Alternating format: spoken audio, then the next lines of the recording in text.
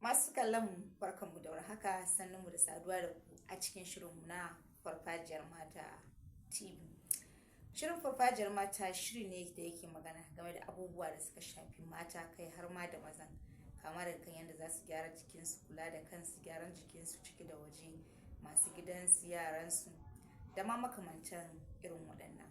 Amma kafin mu shiga cikin shirin, idan yau ka taɓa shigowa cikin shirin farfajiyar mata, cikin wannan shirin namu na farfajiyar mata, da Allah a daure a mana subscribing, a mana liking, a mana share, a mana comment domin ƙara mana ƙarfin gwiwa a cikin abubuwan da muke yi a cikin wannan shiri.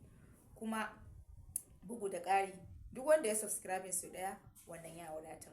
Idan mutum ya ce zai koma ya kuma ƙara yin wani subscribing ɗin, to wanda ya ne na farko shine zai sauka. Wannan shine, da fatan an fahimci bayanin da muke, kuma za a yi abubuwa waɗanda ya kamata a ce an yi. So za mu shiga cikin shirin namu na farfajiyar mata gadan-gadan.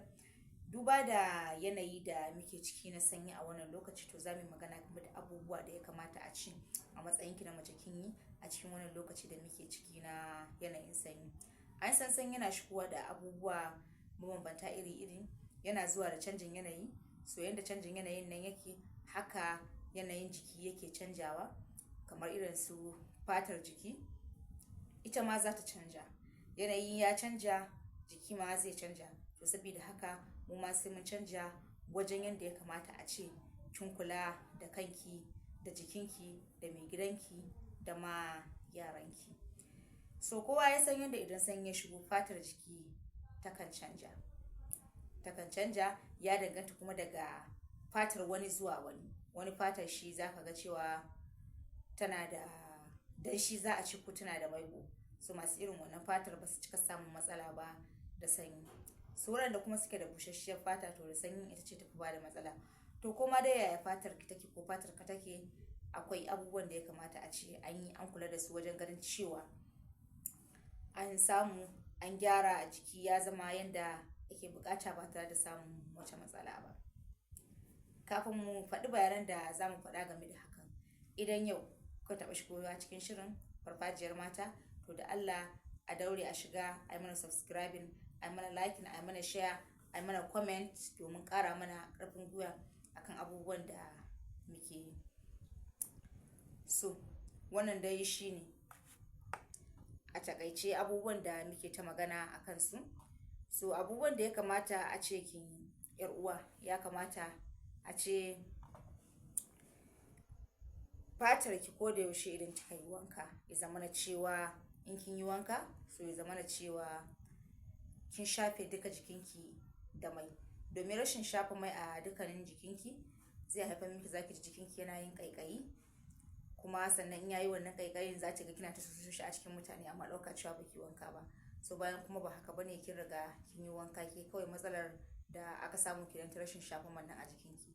Kuma rashin shafa mai a jikin jikinki ga baki ɗaya zai haifar miki da fatar ki ta yi wani kaushi-kaushi, kuma da in kika sosa wajen za ki ga ya wani koma ya yi wani fari. So kin ga wannan kuma ai kin zo da wani abu kuma wanda ba shi kenan ba, kin zo da wata bid'a da ifiya.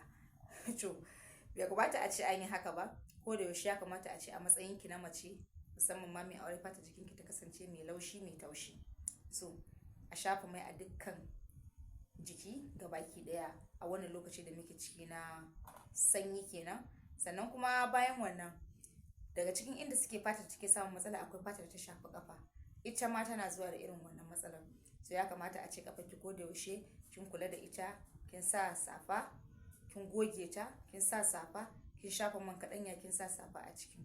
A shafa, a dinga barin kafa a cikin safa ko da yaushe za ta kasance cikin laushi. In za ki kwanta bacci ma, kamata a ce kin shafa wannan man kaɗanya shi ma a cikin kafarki, kin sa safa, so za ki kafarki ta koma ta yi sumul-sumul ba tare da an samu wata matsala ba. Sannan akwai waɗanda suke da matsala su ma da fuska, wani fuskar su tana waskare da zafi da sanyi kai.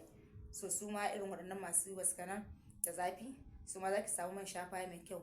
Aƙalla ki ɗan saka ɗan man kaɗanya a ciki, wanda za ki dinga shafa, sai ki dinga shafewa a ciki, kina haɗa shi da man, kina shafa fuskarki da shi. To insha Allah duk wani waskane da wani abun nan duk ba zai samu zama a jikin fuskarki ba.